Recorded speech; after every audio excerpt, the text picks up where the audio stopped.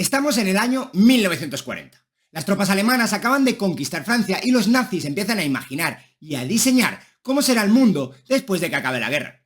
Guerra que están seguros que van a ganar.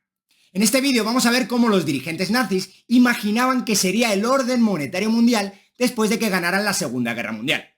Los planes de los alemanes sobre el mundo monetario se plasmaron en el Plan Funk, plan que lleva el nombre del director del Reichsbank y ministro de Economía alemán en 1940. Bienvenido al canal de Dani Fernández. Ponte cómodo que hoy vas a aprender sobre historia monetaria. Así que venga, vamos allá.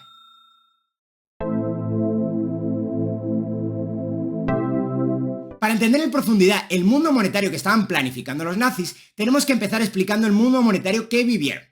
El mundo monetario reinante antes del inicio de la Segunda Guerra Mundial estaba dominado por las relaciones bilaterales entre países. Vamos a ver qué significa esto. Después de la Primera Guerra Mundial, los países intentaron recomponer el sistema de pagos internacional basado en el patrón oro. El funcionamiento del patrón oro clásico lo expliqué en este vídeo en profundidad, por si os interesa os lo dejo por aquí.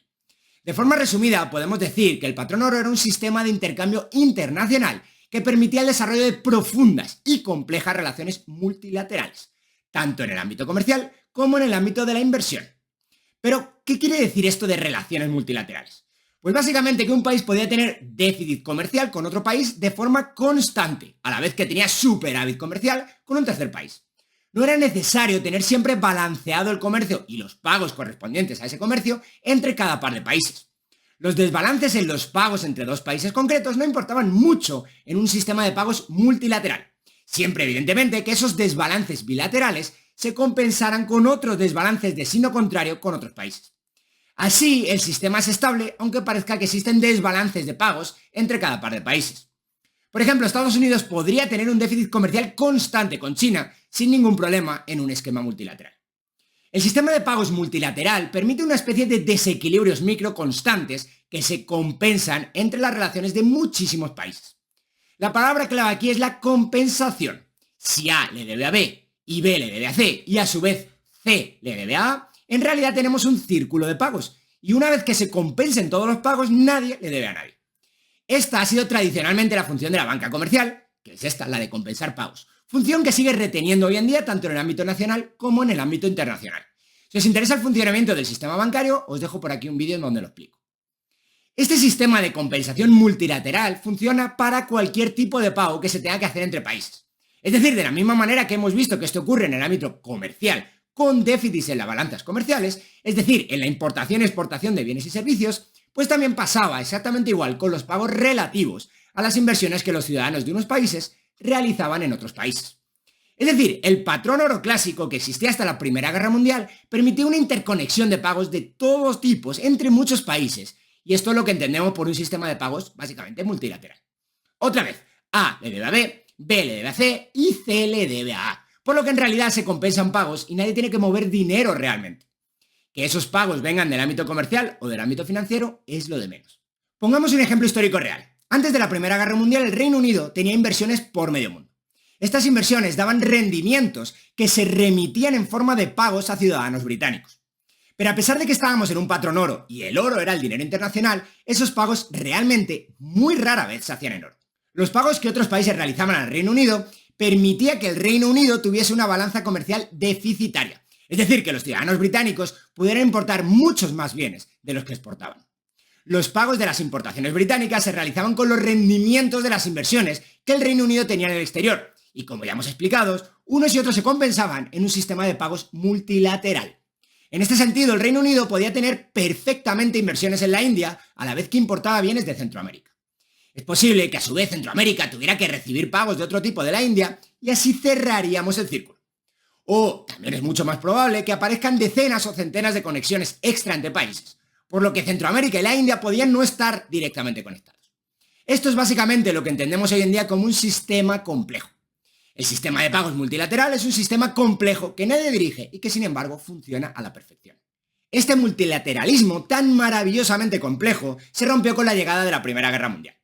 Después de los excesos monetarios y financieros de la Gran Guerra, se intentó volver a una forma de patrón oro y recuperar el multilateralismo. Pero el peso de la deuda y un muy mal diseño monetario terminaron por hacer colapsar al efímero y siempre problemático patrón oro de entreguerras. Esto nos dejó unos años 30 increíblemente complicados en el ámbito monetario y económico. La ruptura total del patrón oro se produjo en 1931 cuando Reino Unido abandonó el patrón oro, arrastrando detrás al resto de países. Si os interesan los problemas y particularidades del patrón oro de entreguerras, que acaba, como os digo, en 1931, os dejo por aquí otro vídeo en el que lo explico. El caso es que la caída del patrón oro de entreguerras causa un colapso del sistema de pagos mundial. Un nacionalismo muy mal entendido se apodera de la política monetaria y económica de la práctica totalidad de países del mundo. Se levantan enormes barreras al comercio y el comercio pasa a estar enormemente regulado y supervisado por las autoridades. Pero esto no significa que no existiese comercio en absoluto. Con el fin de dirigir el comercio, los países empiezan a firmar acuerdos bilaterales de comercio. Estos acuerdos servían para hacer compensaciones de pagos que antes hacía el patrón oro. Solo que, en vez de hacerse en un sistema multilateral complejo, como ya hemos explicado, ahora se harían entre cada par de países. Es decir, ahora A le manda mercancías a B, y B necesariamente debe entregar algo de valor a A para compensar la primera transacción. Antes, en el sistema multilateral, B podía mandar algo de valor a cualquier parte del mundo, no necesariamente a A. Este bilateralismo evidentemente limitó muchísimo el comercio y los movimientos de capitales. Si dos países no tenían un acuerdo bilateral, comerciar, si bien no era completamente imposible, era increíblemente difícil. Y lo que todavía es muchísimo peor, solo se podía comerciar en los términos restringidos que establecía el tratado bilateral, por lo que el establecimiento de cuotas o topes de cantidades a los productos comerciados, así también como el establecimiento de precios a los que se comerciaban, estaban a la orden del día. Esto generó enormes deficiencias. De repente, los patrones de especialización tuvieron que cambiar de la noche a la mañana, y países sin ninguna ventaja competitiva produciendo algún tipo de producto tenían que readaptar su estructura productiva o pedir excepciones a las autoridades para importar algunos tipos de productos. Un desastre económico en toda regla. Como es evidente, este sistema bilateral carecía de las compensaciones múltiples que se daban entre países bajo el multilateralismo. Ahora, el comercio y los pagos derivados del comercio y también de los movimientos de capitales debían estar en equilibrio entre cada par de países. Esto provocaba todavía más ineficiencias. Si un país necesitaba de otro un bien concreto, pero no tenía ningún bien apetecible para el primer país, entonces el intercambio podría no ocurrir en absoluto, o tendría que esperar a que el segundo país generara un nuevo contrato bilateral con un tercer país que sí tuviera la mercancía que ofrecer al primer país. Como veis, esto es un jaleo. Lo que en un sistema multilateral era increíblemente fácil de conseguir, pues es una pesada carga, pesadísima en un sistema bilateral. Es lo que los economistas llaman costes de transacción y que generan ineficiencias por todos lados. Y lo que ya clama al cielo es que en este sistema bilateral de comercio regulado y restringido entre países se seguía utilizando el oro para hacer intercambios. A pesar de que los países no tenían vinculadas sus monedas al oro, se hacían pagos entre sí en oro. Como el sistema bilateral carecía de las compensaciones del multilateral, significa que a pesar de que el comercio cayó en picado, la necesidad de oro incrementó exponencialmente. Bajo el sistema multilateral, la posibilidad de hacer constantes compensaciones entre países minimizaba la transferencia de dinero o de oro entre ellos. Ahora, paradójicamente, a pesar de que los países no estaban en el patrón oro, la necesidad de hacer pagos con oro incrementó. Y esto puede explicar el pico de producción de oro y también de precio durante los años 30. Aquí os dejo una gráfica del movimiento del comercio internacional comparado por producción o PIB por década. Como veis, resalta la caída muy pronunciada en los años 30. Con los flujos de capital ocurre algo similar. Caen en picado en los años 30 con la ruptura del multilateralismo, como veis en esta nueva gráfica. Por tanto, cayeron los pagos internacionales derivados del comercio y los pagos internacionales derivados de los movimientos de capitales. Y es que la ruptura del multilateralismo fue una tragedia desde el punto de vista económico y financiero, y esto es algo que van a tener en cuenta en 1940 los nazis cuando diseñen el sistema monetario a implementar. En este mundo de comercio restringido y bilateral empieza la Segunda Guerra Mundial.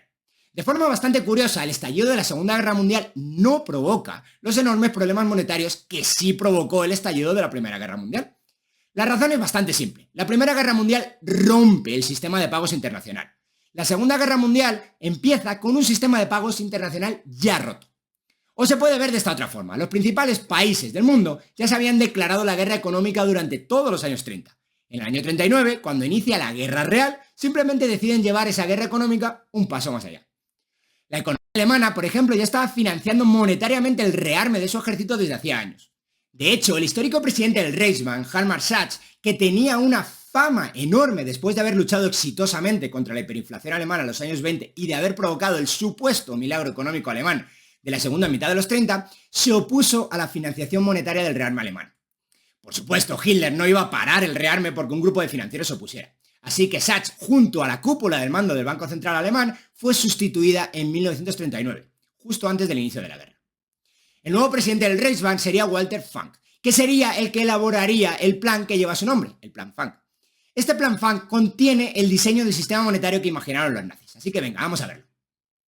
Gran parte de lo que voy a hablar a partir de ahora lo he sacado del fantástico artículo de Stephen Gross titulado Gold, Debt and the Quest for Monetary Order, The Nazi Campaign to Integrate Europe in 1940. No estoy de acuerdo con todo lo que dice Gross y el contenido del vídeo se va a separar, aunque sea un poquito, del contenido del artículo. Así que os recomiendo que leáis el artículo si os interesa expandir el conocimiento de este más que apasionante episodio histórico. Aunque parezca mentira y aunque cada vez sea más complicado, todavía se puede encontrar algo de valor en las publicaciones académicas. Bueno, pongámonos entonces en la situación histórica del momento. Alemania acaba de conquistar media Europa en 1940. Noruega, Dinamarca, Bélgica, Holanda y Francia han sucumbido al ejército alemán. Los alemanes daban por hecho una victoria suya en la guerra, por lo que empiezan a diseñar cómo sería el futuro de una Europa dominada por ellos. El Plan Funk es la visión del futuro monetario que los nazis querían implementar. El Plan Funk recibió aportaciones y presiones tanto de miembros del Ministerio de Economía alemán como de miembros del Reichsbank, que era el Banco Central alemán. Y sus visiones sobre cómo crear un nuevo sistema monetario, pues a veces coincidían entre estas dos instituciones y otras veces diferían muchísimo. Estas visiones están muy influenciadas por la forma de ver el mundo por parte de economistas y por parte de financieros.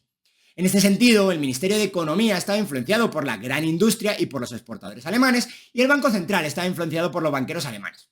Como veis, en algunas cosas la política actual pues no es muy diferente de la que practicaban los nazis. Bueno, empecemos comentando las cosas en las que estaban de acuerdo los miembros del Ministerio de Economía y los del Reichsbank. Tanto los miembros del Ministerio de Economía como los del Reichsbank estaban de acuerdo en que había que acabar con el bilateralismo. Era necesario implementar un sistema multilateral entre los países europeos bajo la órbita alemana, eso sí. La idea era vincular sistemas monetarios diferentes de alguna forma para evitar las disrupciones en los flujos comerciales y de inversión entre los diferentes países.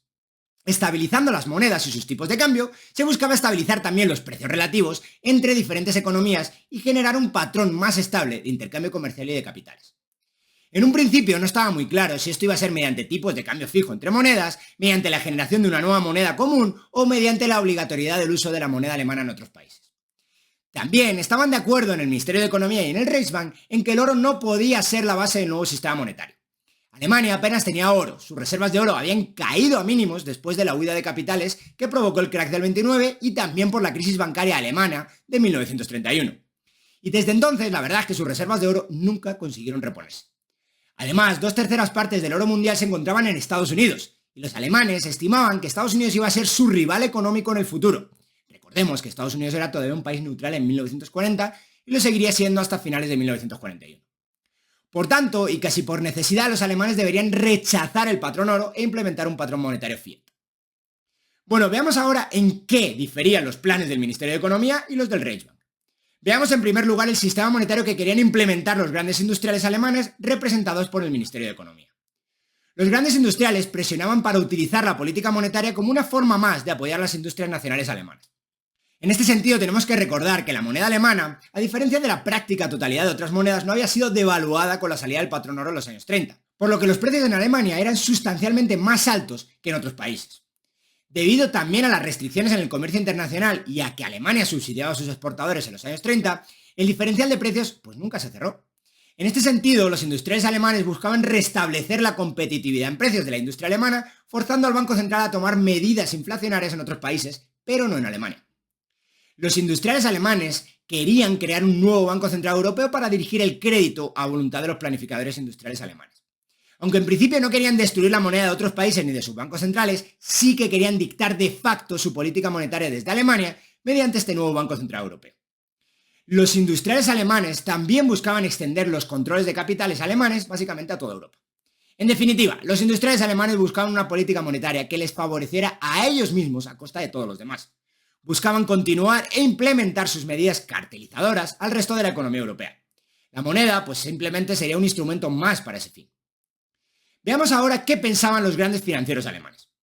Los financieros alemanes no coincidían con los industriales sobre la necesidad de imponer una política industrial y de precios a nivel europeo. Estaban más centrados en el funcionamiento del sistema de pagos, para lo que era necesario poner una solución a la enorme cantidad de deuda que Alemania había contraído con otros países europeos. También serían escollos para implementar el sistema de pagos la escasez de capital existente en Alemania, y también la búsqueda de un sustituto convincente del oro como centro del sistema de pagos. Y como casi siempre ocurre en estos casos, los financieros tenían mucha mejor comprensión de los problemas monetarios que los economistas. Otra cosa, pues la verdad que tampoco ha cambiado demasiado a lo largo de los años ni de los regímenes políticos. Empezamos con el primer problema que veían. El problema de la deuda era el más acuciante en 1940 cuando se desarrolla el Plan Funk. Los aliados o estados títeres de Alemania habían acumulado enormes deudas con Alemania. Estas deudas eran de todo tipo, desde préstamos de otros gobiernos hasta deuda comercial, pero sobre todo la segunda. Eran básicamente empresas que entregaban bienes a Alemania. Esta deuda era contabilizada y reconocida por Alemania, pero los pagos habían sido completamente congelados. De forma curiosa, los economistas del Ministerio de Economía veían estas deudas como algo positivo, algo con lo que forzar al resto de países a aceptar los términos económicos que Alemania quisiera imponerles antes de pagarles. Los financieros del Reichsbank no estaban muy de acuerdo y veían estas deudas como un obstáculo insalvable para iniciar un sistema de pagos multilateral. Y es que, como es evidente, nadie confiaría en un banco central o un país que no paga para hacer las compensaciones multilaterales. Es decir, nadie da crédito, no al menos de forma voluntaria, a alguien que no paga. Los financieros alemanes vieron, de forma correcta, que las deudas no satisfechas provocarían problemas en las relaciones comerciales una vez que finalizase la guerra, con la supuesta victoria alemana, por supuesto. Las empresas de otros países que se supone iban a estar bajo la órbita alemana tenían que ser pagadas en alguna moneda utilizable, no en una cuenta congelada en el Banco Central alemán. El problema de la deuda se veía agravado además por la acuciante escasez de capital que sufría Alemania en 1940. El rearme de los años anteriores había absorbido la práctica totalidad de fondos privados y las reservas de oro de Alemania estaban por los suelos, como ya hemos dicho. Además, se estimaba que después de la guerra la reconstrucción y el reacondicionamiento de la industria militar en industria de consumo necesitaría de un nuevo influjo de capital y muy fuerte, lo que generaría todavía mucha más escasez de capital. Por lo tanto, en el mejor de los casos se esperaba que la deuda incrementara muchísimo más, no que disminuyera después de la eventual victoria alemana. La solución que encontraron los miembros del Reichsbank fue la exigencia de reparaciones de guerra a Francia y Reino Unido una vez que hubieran sido derrotados los aliados de guerra. Así podrían pagar las deudas comerciales e iniciar el sistema de pagos europeo sin problemas de confianza por un potencial impago de la deuda alemana. En lo que tiene que ver con la búsqueda de un sustituto monetario para el oro, los banqueros alemanes y el Reichsbank se tuvieron que esforzar mucho por vilipendiar el papel monetario del oro y asumir que la moneda alemana, el Reichsmark, sería un sustituto perfecto para el oro como base del sistema monetario europeo. De esta manera se intentó justificar este movimiento de diferentes formas. Por ejemplo, se revivió la figura de Friedrich Knapp y la teoría chartalista del dinero. Según Knapp y el chartalismo, el dinero es una criatura de la ley y del Estado. Ahora que Alemania era un gran poder militar que reinaba campante por Europa, tenía la fuerza para respaldar su propia moneda. El marco alemán estaba respaldado entonces, se supone, por el poder económico y militar de Alemania. Por lo tanto, Alemania no necesitaba un oro del que no disponía para dar estabilidad al Reichsmark. En cualquier caso, el oro retendría su papel para intercambiar fuera del área alemana. Para intercambiar con otros bloques económicos, como Estados Unidos y su área de influencia, sí se utilizaría el oro. Bueno, al final el plan Funk presentado contenía una mezcla de los intereses de los industriales alemanes y de los banqueros, aunque probablemente se dio mucha más preponderancia a la visión del Reichsbank sobre la del Ministerio de Economía alemán. El plan Funk definitivo rechazó la idea de un Banco Central Europeo y dio plena jurisdicción al Reichsbank sobre asuntos monetarios en el área de influencia alemana. Esto sin duda era un voto de confianza al sector bancario sobre el industrial. En la implementación concreta del plan Funk, cada país dentro de la esfera alemana retendría su propia moneda nacional, que sería válida para hacer pagos solamente dentro de sus propias fronteras. Todas esas monedas tendrían un tipo de cambio fijo con el Reichsmark, la moneda alemana. Los bancos centrales de otros países del área alemana tendrían marcos alemanes en su activo para implementar el tipo de cambio fijo entre sus monedas y el marco alemán. Y esto básicamente convertía el marco alemán como moneda de reserva de facto en Europa. Los bancos y las empresas de otros países podrían utilizar la moneda alemana, es decir, el Reichsmark tendría funciones monetarias fuera de Alemania. Funk también hizo caso al sector bancario cuando estableció que se usarían las reparaciones de guerra para pagar las deudas comerciales de Alemania y establecer el Reichsmark como moneda central en el sistema de pagos europeos. También desapareció cualquier vinculación del marco alemán con el oro, tal y como pretendían los financieros alemanes. El único punto que realmente concedió el plan Funk a los industriales era la necesidad de que otros países se adaptaran al nivel de precios alemán y no al revés. Es decir, que muy probablemente reevaluaría las monedas de otros países en una especie de devaluación invertida del marco. Es decir, en vez de devaluar el marco alemán, se reevaluarían el resto de monedas del área de influencia alemana. Y bueno, de acuerdo con el artículo de Stephen Gross, en el que se basa parte de este vídeo, los nazis adelantaron en 1940 los debates monetarios que tendrían lugar 4 años más tarde en Bretton Woods. Recordemos que de Bretton Woods salió el arreglo monetario que sobreviviría hasta 1971 y del que todavía tenemos algunas características vivas hoy en día. Y es que el Plan Funk se parece muchísimo al sistema de Bretton Woods, solo que convenientemente nadie en Bretton Woods hizo mención al Plan Funk. Como ya hemos visto, el Plan Funk buscaba dejar al Reichsmark en el centro del sistema de pagos europeo, mientras que el resto de monedas tendrían un tipo de cambio fijo con el marco alemán. Los bancos centrales del resto de países guardarían marcos alemanes en su activo para implementar el tipo de cambio fijo con el marco. 4 años más tarde, en Bretton Woods se situó el dólar norteamericano en el centro del sistema de pagos internacional, mientras que el resto de monedas del mundo tendrían un tipo de cambio fijo con el dólar. Los bancos centrales del resto de países guardarían dólares americanos en su activo para implementar el tipo de cambio fijo con el dólar. Pues increíblemente parecido, ¿verdad? Evidentemente era tan parecido porque hoy, aunque ya nos hemos olvidado del Plan Funk, en la época fue muy conocido y debatido. De hecho, el gobierno británico le dio una copia del Plan Funk al economista estrella por aquellos tiempos, el archiconocido John Maynard Keynes. El gobierno británico buscaba que Keynes criticara el Plan Funk, pero de forma bastante curiosa, Keynes dijo estar de acuerdo con 3/4 partes de la propuesta. Como acabamos de decir, muchos de los puntos que elaboraron los alemanes en el Plan Funk serían recogidos más tarde por el propio Keynes y por Harry Dexter White a la hora de diseñar el patrón cambio dólar o sistema de Bretton Woods en el año 1944. Si os interesa cómo funcionaba el último de los patrones sobre los que existió, el de Bretton Woods, os dejo por aquí el vídeo donde lo explico. Ni siquiera había tantas diferencias, allí donde se supone que más se separaba el Plan Funk y el sistema de Bretton Woods. En el Plan Funk, por ejemplo, el Reichsmark no estaba vinculado al oro y el papel del oro se relevaba al comercio con otros bloques económicos, como ya os he comentado. En el sistema de Bretton Woods, el oro sí estaba formalmente vinculado al dólar norteamericano, en concreto al precio de 35 dólares por onza de oro. Pero el vínculo del dólar con el oro era más formal que real. Ni ciudadanos americanos, ni cualquier tenedor de dólares no institucional podía pedir a la Fed que le pagaran su oro, presentando los dólares en su poder. La Fed solo permitía a otros bancos centrales acceder al oro americano intercambiando dólares, en este caso sí, por oro. Pero es que precisamente la principal forma en la que otros bancos centrales se hacen con divisas es mediante el comercio internacional, o más generalmente mediante el sistema de pagos internacional, que como ya hemos dicho también incluye los movimientos de capital. En otras palabras, el oro en el sistema de Bretton Woods también servía solo para intercambiar con extranjeros, solo con bancos centrales extranjeros, igualito que el Plan Funk. Como vemos, incluso aquí los dos sistemas son increíblemente parecidos, por no decir iguales. Las similitudes entre el sistema monetario y financiero de la posguerra mundial y el Plan Funk no acaban aquí por increíble que parezca. La inyección de capital que esperaban obtener los nazis con las reparaciones de guerra para aliviar el problema de la falta de capital se consiguieron en la Europa de posguerra mediante el Plan Marshall. Por lo que este potencial problema que vieron los nazis también lo vieron años más tarde los economistas de las economías occidentales, aunque eso sí, le dieron una solución un poquito diferente. Por último, el problema del exceso de deuda alemán que vieron los banqueros alemanes en 1940 y que también esperaban solventar con las reparaciones de guerra, también fue visto por los economistas y financieros occidentales en 1953, cuando condonaron más de la mitad de la deuda alemana con Estados Unidos y pospusieron los pagos de la deuda comercial alemana hasta que Alemania consiguiera reunificarse completamente. En definitiva, los alemanes, cuando se vieron ganadores de la guerra, empezaron a imaginar un nuevo mundo con nuevas instituciones. En el ámbito monetario, un ámbito en el que los alemanes ya habían sufrido muchísimo en los años anteriores, diseñaron un plan que sería copiado casi punto por punto unos años más tarde por los economistas y financieros que dieron lugar al sistema de Bretton Woods en 1944. Y bueno, ya llegamos al final del vídeo, pero no me puedo ir sin comentaros que este Plan Funk se quedó en eso, simplemente en un plan, no se puso nunca en marcha.